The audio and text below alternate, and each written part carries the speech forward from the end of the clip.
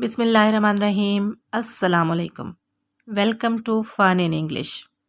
यहाँ पे आप सीखेंगे इंग्लिश लेकिन बहुत ही आसानी के साथ। छोटी सी एक वीडियो है जो आपने देखनी है।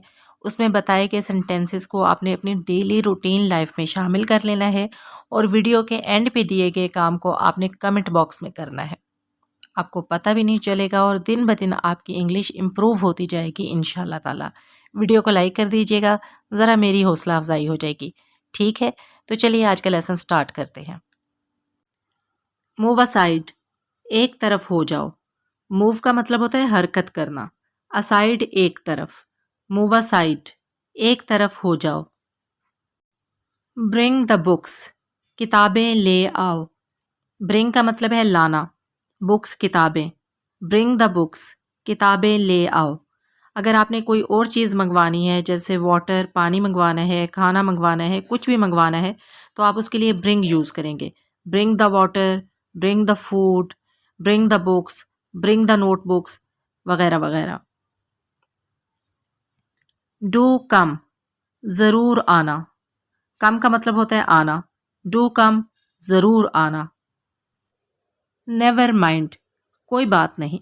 अगर आपसे कोई माजरत करता है या सॉरी करता है तो आप उसे कहेंगे नेवर माइंड, कोई बात नहीं। फॉलो मी, मेरे पीछे आओ। फॉलो का मतलब होता है पीछा करना। मी मुझे, फॉलो मी, मेरे पीछे आओ। गो अहेड, आगे बढ़ो। गो का मतलब है जाना, अहेड आगे। गो अहेड, आगे बढ़ो। ड्राइव स्लोली, गाड़ी आहिस्ता चलाओ। ड्राइव का मतलब होता है ड्राइव करना, गाड़ी चलाना। स्लोली आहिस्ता। ड्राइव स्लोली, गाड़ी आहिस्ता चलाओ। अगर आपने किसी को कहना है कि खाना आहिस्ता खाओ तो आप कहेंगे ईट स्लोली। अगर आपने किसी को कहना है कि आहिस्ता चलो तो आप कहेंगे वॉक स्लोली। ड्राइव स्लोली, गाड़ी आहिस्ता चलाओ। प्रॉबेबली नॉट, शायद नहीं। प्रॉबेबली गालबन शायद, नॉट नहीं।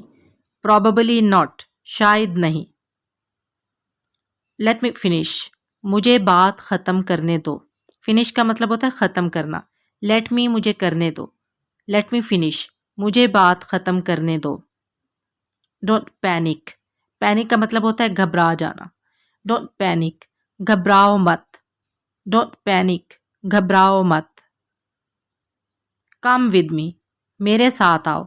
कम का मतलब है आना, विद साथ, मी मुझे। कम विद मी, मेरे साथ आओ। डू एज अ से, जैसे मैं कहता हूँ वैसे करो। डू का मतलब है करना, एज जैसे, आई मैं, से कहना। डू एज अ से, जैसे मैं कहता हूँ वैसे करो।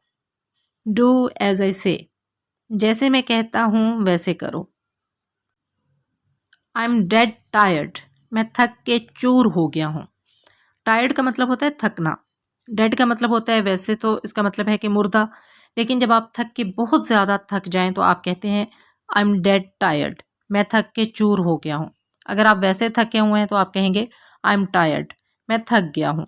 लेकिन अगर आप हद से ज़्यादा थक गए, इतना थक गए हैं कि मरने वाले हो गए तो आप कहेंगे आई एम डेड टायर्ड, मैं थक के चूर हो गया हूँ। डिड यू गेट इट, क्या तुम्हें समझ आई। गेट का मतलब होता है हासिल करना। डिड यू गेट इट, क्या तुम्हें समझ आई। जब आप किसी को कोई चीज़ समझाएंगे तो उसके बाद आप उससे पूछेंगे डिड यू गेट इट, क्या तुम्हें समझ आई, मतलब मेरी बात क्या तुम्हें समझ आ गई है। अच्छा, अब आप आज का काम देख लें। मुझे खाना खाने दो, स्कूल जाओ, ये रंग अच्छा है। ये 3 सेंटेंसेस हैं, इनकी इंग्लिश आपने कमेंट बॉक्स में लिखनी है।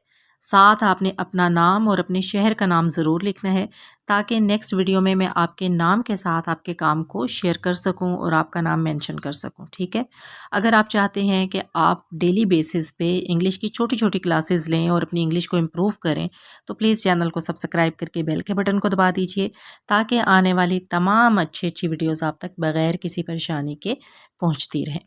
तो नेक्स्ट वीडियो में मिलते हैं इंशाअल्लाह ताला। फ़ी अमानिल्लाह।